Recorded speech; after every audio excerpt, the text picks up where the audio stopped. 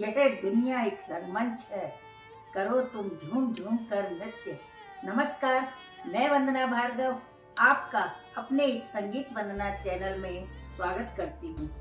दोस्तों, मेरे वीडियो का विषय है एकाकी, युगल एवं समूह नृत्य तैयार करने के सिद्धांत। कथक विषय में भास्कर, प्रवीण, एमए और इसी के समकक्ष परीक्षा देने वाले विद्यार्थियों से कहना चाहूंगी कि यदि उन्हें कोई टॉपिक नहीं मिल रहा है तो मुझसे ऑनलाइन क्लास कर सकते हैं। यदि मुझे उस टॉपिक की जानकारी होगी तो मैं उसे बताने का प्रयास अवश्य करूंगी। आइए अब हम वीडियो की तरफ चलते हैं। एकाकी, युगल एवं समूह नृत्य तैयार करने के सिद्धांत।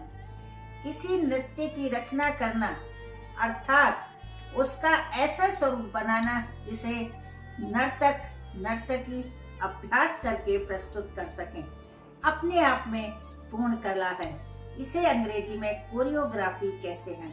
वास्तव में यह एक स्वतंत्र गुण है, प्रतिभा है, जिसके आधार पर नृत्य रचनाकार आवश्यकता के अनुसार एकाकी नृत्य, युगल नृत्य, समूह नृत्य की रचना करता है। सर्वप्रथम हमें कहानी की जरूरत के मुताबिक नृत्य का चुनाव करना चाहिए, ना कि उसे कहानी का हिस्सा समझा जाए। कथा के साथ पात्रों के तालमेल और वातावरण पर नजर रखनी चाहिए, तभी नृत्य रचना या कोरियोग्राफी का पूरा लाभ मिल सकेगा। केवल नृत्य सीख लेना ही पर्याप्त नहीं है। नृत्यकारों को चाहिए कि वे जन समाज के साथ जुड़कर उनकी भावनाओं को समझते हुए नृत्य प्रस्तुत करें, ताकि वे उस नृत्य को अपने जीवन का एक हिस्सा समझ सकें। देवी देवताओं से संबंधित नृत्य की मुद्राएं, दृष्टि, अवतरण और भाव भंगिमाएं मानवीय नृत्यों से भिन्न दैवीय गुण संपन्न होनी चाहिए। किसी एकल नृत्य की शिक्षा देना अलग बात है और कथानक के अनुसार विभिन्न प्रकार की अंग भंगिमाओं या शैलियों के माध्यम से नृत्य का संयोजन करना, उसका निर्देशन करना अलग गुण है। इस गुण को तभी बढ़ाया जा सकता है जब नृत्य कला का बारीकी से अध्ययन किया जाए। इस अध्ययन में अभ्यास की अपेक्षा उसकी तकनीक पर अधिक ध्यान दिया जाता है। नृत्य निर्देशक को यह कभी नहीं भूलना चाहिए कि वह जो कुछ प्रस्तुत करेगा उससे साधारण व्यक्तियों को आनंद मिलना चाहिए।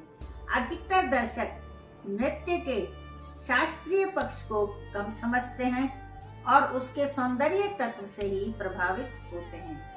अनुकूल भक्ति सृष्टि करने में नर्तक की भाव भंगिमाएं सफल सिद्ध हो रही हैं अथवा नहीं, और नृत्य की मुद्राओं में उन्हें ऐसी आकृतियां देखने को मिल रही हैं या नहीं जो उन्हें प्रसन्न कर सके। इस ओर ही दर्शकों का ध्यान विशेष रहता है।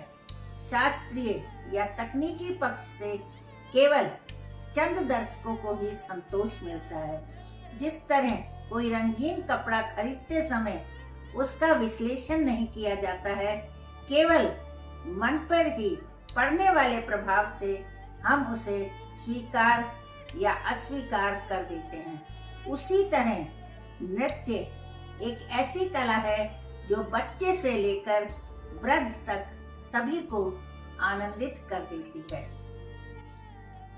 फिल्म के क्षेत्र में उपर्युक्त बातों का ध्यान रखा जाता है, इसीलिए वे नृत्य अधिक लोकप्रिय होते हैं। यद्यपि फिल्म की कला और मंच की कला में अंतर है, फिर भी दोनों कलाएं एक दूसरे के गुणों को ग्रहण कर सकती हैं। मंच के कलाकारों की अपेक्षा फिल्म के कलाकारों को बहुत परिश्रम करना पड़ता है। वस्त्र, आभूषण, भाव, चेष्टा तथा मुद्राएं भी इसमें परंपरागत ना होने के कारण बंधी बंधाई नहीं होती, बल्कि कलाकारों की क्षमता और लोक रुचि के अनुसार उनमें कैसा भी परिवर्धन किया जा सकता है। फिल्म का नृत्य कल्पना प्रधान होता है, जबकि मंच का नृत्य कला प्रधान। कला का प्रयोग दोनों में होता है, लेकिन फिल्म का नृत्य लोक रुचि पर आधारित रहकर परिवर्तनशील रहता है और मंच का नृत्य शास्त्रीय मर्यादाओं में बंधा रहता है। स्वच्छंदता के कारण फिल्म के नृत्य की रचना मंच के नृत्य से बिल्कुल भिन्न प्रकार की होती है। भारत की विभिन्न नृत्य शैलियों के श्रेष्ठ गुरुओं ने फिल्म के क्षेत्र में नृत्य रचयिता के रूप में अपना योगदान दिया है। फिल्म के नृत्य और मंच के नृत्य को समझना नृत्य रचयिता के लिए जरूरी है।